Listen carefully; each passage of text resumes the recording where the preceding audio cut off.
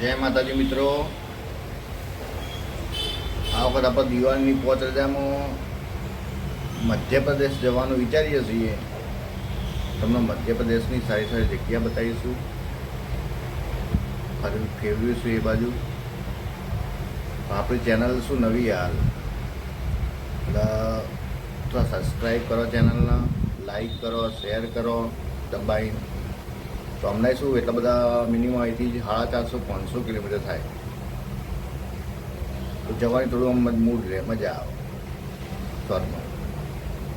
આટલા માણસ 450-500 કિલોમીટર જઈએ તો થોડા સબસ્ક્રાઈબ હોય, લાઈકો સારી મળશે તો મજા આવે.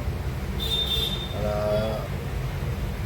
મધ્યપ્રદેશમાં આપણે વિચારીએ છીએ એક માંડવગઢ જઈએ, જો એ બાજુની ભાષામાં માંડવ છે. જેમ આપણે માઉન્ટ આબુ છે ને એ ટાઈપ ઉપર અને કિલ્લા હોય મસ્ત જોવાલાયક, જ્યાં આગળ પિક્ચરોના શૂટિંગ એ થાય. વિદેશી લોકો બહુ આવે ત્યાં, ફોરેનરો બધા ફરવા લાયક. બહુ મસ્ત જગ્યા છે. 2 વર્ષ પહેલાં હું જઈ આવેલો છું એકદમ ફરવા. બહુ મજા આવી હતી, ખરેખર જોવાલાયક જગ્યા છે.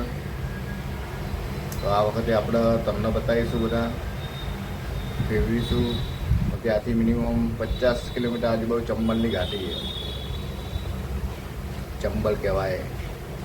એટલે જેવો ટાઈમ ફેરવીશું એ બાજુ. તો વિડીયોને આપણે શેર કરો, લાઈક કરો, ચેનલને સબસ્ક્રાઈબ કરો, તો થોડો મૂડ રહે, મજા આવે એ બાજુ ફરવાની. આટલી ડોબાથી એટલે બધા તો એટલે મારી તમને વિનંતી અને નમ્ર, શેર કરો, લાઈક કરો અને સબસ્ક્રાઈબ કરો.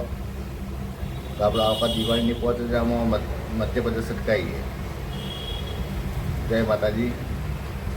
અને બીજું એક આપણા મારી કંઈ મંગાવી દીધું હોય, કેમ કે મારા ઉપર મધ્યપ્રદેશથી ફોન આવ્યો હતો, ભાઈ તમે વિડીયો તો સારા બનાવો, ગુજરાતની સારી સારી જગ્યા અમને મધ્યપ્રદેશવાળા બતાવો તમે, તો એક સારું માઇક લાવી દો તો મજા આવે. બહારનો બધો વધારાનો ભોગાટ આવે નહીં. આપણે માઇક મંગાવી દીધું, આવી જશે આજકાલમાં. એટલે બહુ મજા આવશે વિડીયો જોવાની. ગુજરાતવાળા બહુ ઉજ્જૈન જોયું છે, ઓમકારેશ્વર જોયું છે, પણ લગભગ માંડવ બહુ ઓછા લોકોએ જોયું છે. બહુ જોવાલાયક જગ્યા આપણે ફેરવીશું તમને. અને ટાઈમ મળશે ચંબલથી ઘાટીમાં સટકાયું, ચંબલની ઘાટી બતાવ્યું તમને. શેર કરો, લાઈક કરો, સબસ્ક્રાઈબ કરો ચેનલ. મજા આવે ફરવાની. આપણે તમને સારી સારી જગ્યા બતાવીએ.